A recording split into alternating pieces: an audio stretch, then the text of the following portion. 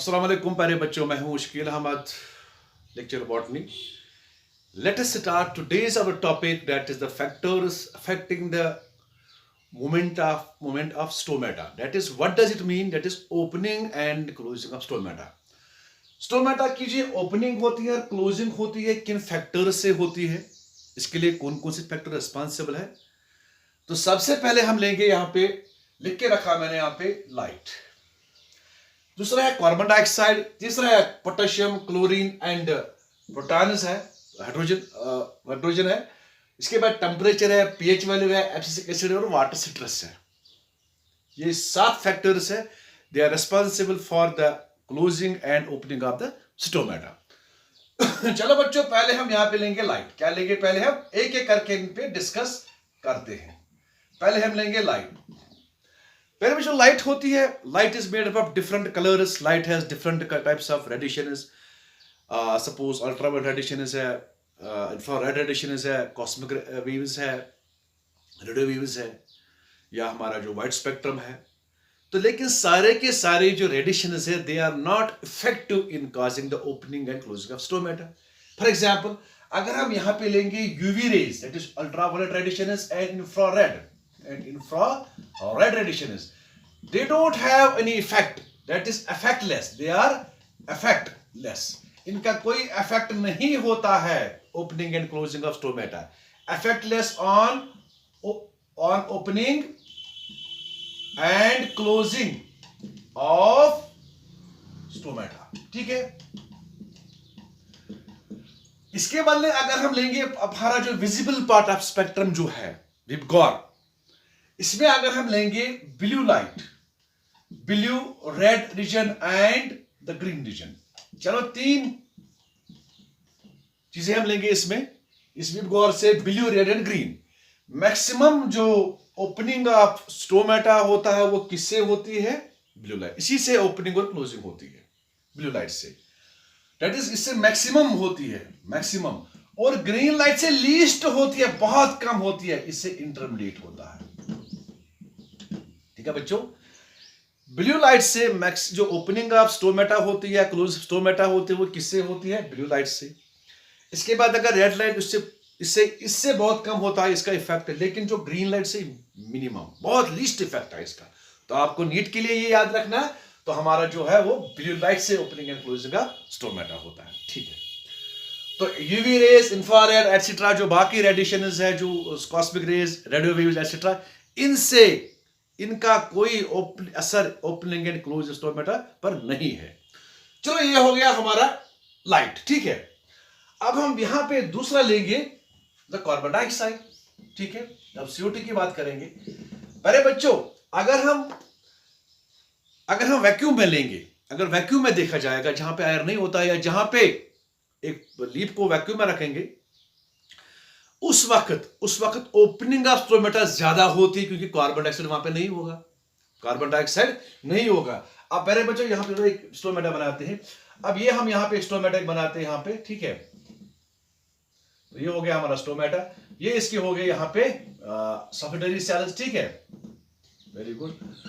तो यहां जो इसके बाद नीचे होता है stomatal cavity, stomatal chamber, substomatal cavity होता है यहां पे. ठीक है. ये वाला यहां पे एनफ स्पेस होती है. अब जब CO2 अंदर चला जाता है, तो CO2 किसके काम आता है? यहां पे अंदर चला जाता है, और मेसोफिल में होती है फोटोसिंथेसिस, और यहां पे फोटोसिंथेसिस होती है. ठीक है. ये देखा गया है अंडर कंडीशंस की जब एयर होता है, व्हेन एयर इज ब्लोन, जब एयर को हम ब्लो करते हैं, and that air is free from carbon dioxide, that is air is blown. अगर हम एयर को ब्लो करेंगे, blown over the surface of leaves, over the surface of leaves, without carbon dioxide, without CO2, अगर carbon dioxide के बगैर हम blow करेंगे air leaves के ऊपर, then there is much more opening of stomata. तो स्टोमेटा ज्यादा खुल जाएगा. ओपनिंग ऑफ स्टोमेटा होती है, ओपनिंग ऑफ स्टोमेटा होती है. ठीक है. अगर CO2 ज्यादा कंसंट्रेशन में वो ब्लो करेंगे तो क्लोजर ऑफ स्टोमेटा होता है। आप बोलोगे ऐसे क्यों होता है ना, आपके दिमाग में क्वेश्चन आएगा। देखो कैसे होता है, जब CO2 अंदर चला जाता है कहां पे, स्टोमेटा के अंदर, तो स्टोमेटा के बाद कहां पे चला जाता है, सब स्टोमेटल कैविटी में, और यहां से इस्तेमाल होता है लीव्स ऑफ सेल्स में फोटोसिंथेसिस के लिए। अब यहां कार्बन डाइऑक्साइड कंसंट्रेशन बहुत रहती है सब स्टोमेटल कैविटी में, और जब तक वो इस्तेमाल नहीं होगा फोटोसिंथेसिस के लिए वो CO2, तो तब तक वो वही रहेगा ना, वहीं पर रहेगा। अगर ज्यादा अंदर आप डालोगे ना तो उससे कोई असर नहीं पड़ेगा, क्योंकि वहां पे ऑलरेडी वो इनहेबिट करेगा। उस वक्त पोर, स्टोमेटल पोर क्लोज हो जाएगा, क्योंकि ज्यादा कंसंट्रेशन में ज्यादा मात्रा में वहां पे CO2 होगा तो वो क्लोज हो जाएगा यहाँ पे, क्योंकि खुराक यहाँ पे बनने में टाइम लगता है। अब यहाँ पे खुराक नहीं बनेगा उस टाइम ना, क्योंकि यहाँ ज्यादा CO2 है, कंपेटिशन होगा वहां पे। इस तरह वहां पे क्लोजिंग ऑफ स्टोमेटा होती है। अगर CO2 की कंसंट्रेशन कम होगी तो carbon dioxide automatically opening of stomata ज्यादा होती है, क्योंकि वहां CO2 कंटिन्यू इस्तेमाल होता है फोटोसिंथेसिस में। इस तरह से उस वक्त ओपनिंग ऑफ स्टोमेटा होती है। तो इसका मतलब है, अगर air is blown over the surface of leaves but without CO2 there is much more opening of stomata. अगर कार्बन डाइऑक्साइड ब्लो करेंगे ऊपर लीव्स के ऊपर ज्यादा कंसंट्रेशन में, there is a closing of stomata. ठीक है, शाबाश। क्योंकि इसका डायरेक्ट इफेक्ट फोटोसिंथेसिस पे होता है, इससे फोटोसिंथेसिस में प्रॉब्लम होती है। उस वक्त कार्बन डाइऑक्साइड यहाँ पे कंसंट्रेशन ज्यादा होती है, यहाँ पे चैम्बर जो होता है, सबस्टोमेटल कैविटी या पोर होता है, इसमें बहुत सारा कंसंट्रेशन में CO2 होगा, इससे इनहिबिट होता है ओपनिंग ऑफ स्टोमेटा। अब पहले बच्चों ये हो गया हमारा CO2। अब यहां पे लेंगे हम एक और, डेट इज थर्ड वन लेंगे यहां पे। अब यहां पे लेंगे हम एक और, डेट उसका क्या नाम है, इसका हम लेंगे नाम पोटेशियम। शाबाश। अब हम लेंगे पोटेशियम, अब हम लेंगे क्लोरीन, अब हम लेंगे ये प्रोटॉन्स। अब प्यारे बच्चों, अब आपको पता है जो हमारा स्टोमेटा होता है, इसके अंदर गार्ड सेल उसमें होते हैं, फ्लोरोप्लास्ट, वो खुराक बनाते हैं। क्या बनाते हैं, वो खुराक बनाते हैं। जो ही पोटेशियम एंड क्लोरीन अंदर चला जाता by the help of ATPs, by the help of ATP, by the help of cyclocytosine monophosphate और by the help of cytokinin, ये तीन चीजें इसको हेल्प करते हैं अंदर जाने में। कहां पे, गार्ड सेल्स में। जब गार्ड सेल के अंदर चला जाता है, इसमें ऑस्मोटिक प्रेशर इंक्रीज होता है, इसमें ऑस्मोटिक प्रेशर इंक्रीज होता है, बट टर्गरल प्रेशर का डिक्रीज होता है उस वक्त, और ये पानी यहां से एब्जॉर्ब करेगा, एंडोस्मोसिस यहां से होगा, एंडोस्मोसिस, इससे पानी अंदर चला जाएगा। ठीक है बच्चों, पानी अंदर चला जाएगा तो ओपनिंग ऑफ स्टोमेटा होगी ना, डेफिनेटली, क्योंकि इसमें साल्ट कंसंट्रेशन ज्यादा हो गया। लेकिन ये तब तक नहीं होगा जब तक वहां से रिवर्स कंडीशन में प्रोटॉन्स बाहर नहीं आएंगे। जब प्रोटॉन्स बाहर आएंगे तो ओपनिंग ऑफ स्टोमेटा होगा। ठीक है, तो दैट इज पोटेशियम क्लोरीन, इसका अहम रोल है ओपनिंग ऑफ स्टोमेटा के पर। That is influx of potassium and chlorine will cause, शाबाश, opening of stomata, but the removal of protons will also cause opening of stomata। अब इसके बाद यहां पे चले जाते हैं, थोड़ा 6th पे ऊपर चले जाएंगे, एब्सिसिक एसिड पे चले जाएंगे पहले। अब यहां पे जब एब्सिसिक एसिड हम लेते हैं, पहले बच्चों it will cause closure of stomata. क्या करेगा ये, क्लोजर ऑफ, क्यों करेगा क्लोजर ऑफ स्टोमेटा? अब पहले बच्चों ये मेसोफिल सेल में बनता है एब्सिस, ये हो गया मेसोफिल सेल। मेसोफिल सेल्स में बनता है एब्सिसिक एसिड, ये सिट्रस हार्मोन है, वाटर सिट्रस हार्मोन उसको नाम देते हैं। अब ये मेसोफिल सेल के बाद अंदर चला जाता है, किसके अंदर, गार्ड सेल्स के अंदर, और गार्ड सेल में जब चला जाता है, it inhibits the entry of potassium into guard cells, ये पोटेशियम को अंदर नहीं जाने देता है। या तो ये इस मेम्ब्रेन को, जो प्लाज्मा मेम्ब्रेन होता है गार्ड सेल, इसको ये रोक पर, इसकी परमेबिलिटी को डिक्रीज करता है, ताकि पोटेशियम अंदर नहीं जाएगा, बल्कि पोटेशियम ही को बाहर निकालता है। क्या करता है, खुद अंदर जाता है और पोटेशियम अंदर खुद चला जाता है और पोटेशियम को बाहर निकाल, इफ्लक्स, बाहर निकलता है। तो दैट इज, जब एब्सिसिक एसिड इनफ्लक्स होता है, influx, it will cause opening of stomata. क्या करेगा, ओपनिंग ऑफ स्टोमेटा। अब ये दिन को होता है या रात को होता है, ये डिपेंड करता है किस पे, प्लांट के ऊपर। क्या वो सक्सलेंट प्लांट है, क्या वो नॉर्मल प्लांट है?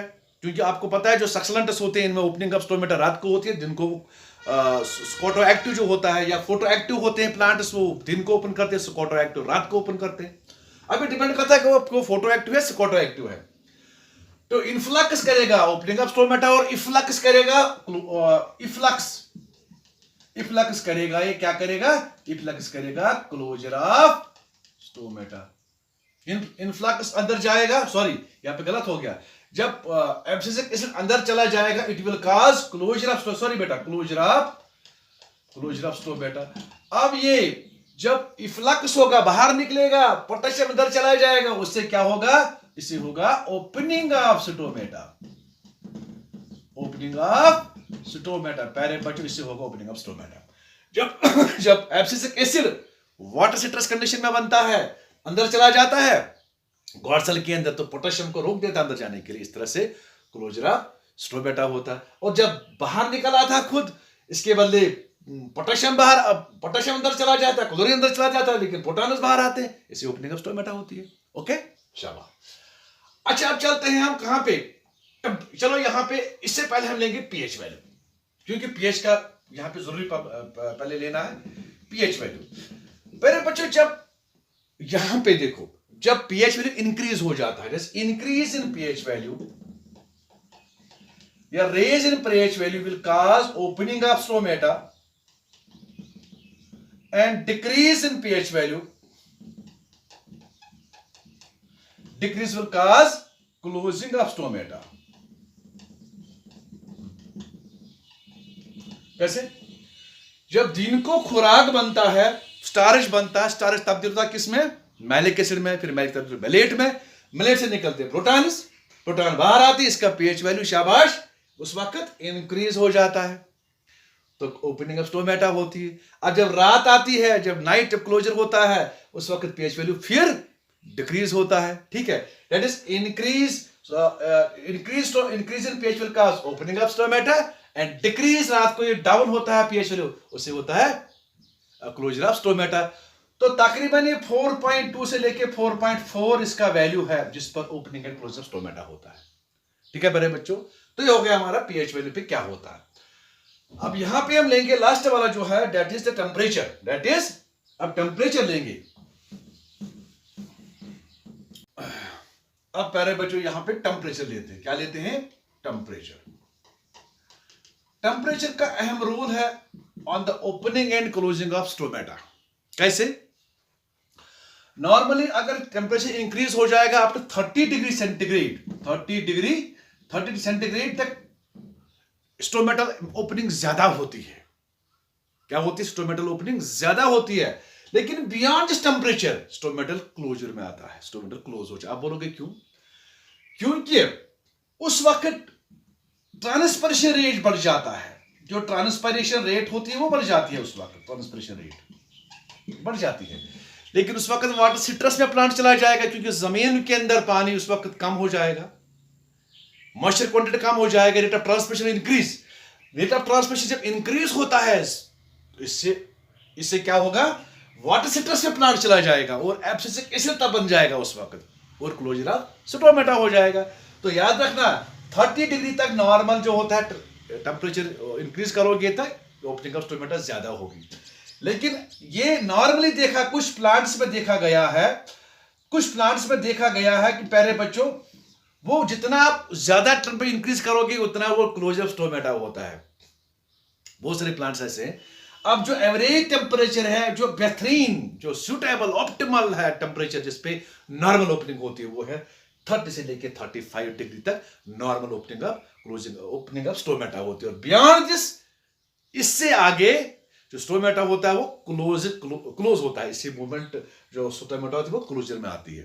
ठीक है, तो पहले बच्चों ये हो गया हमारे आज का जो लेक्चर था, that is factors fact stomatal movement के लिए कौन कौन से फैक्टर्स है। जहां पे वाटर सिट्रस जो है बता लिखा मैंने, वाटर सिट्रस यहीं पे आता है टेम्परेचर पे, क्योंकि यहाँ पे मैं बता रहा हूं आपको, यहाँ पे जब वाटर सिट्रस में प्लांट चला जाता है उस वक्त एब्सिसिक एसिड बनता है और उससे वो अंदर चला जाता है, उससे क्लोजर ऑफ स्टोमेटा होता है। ठीक है बेटा, तो उम्मीद करता हूं आपको ये मेरा लेक्चर पसंद आया होगा। थैंक यू बेटा।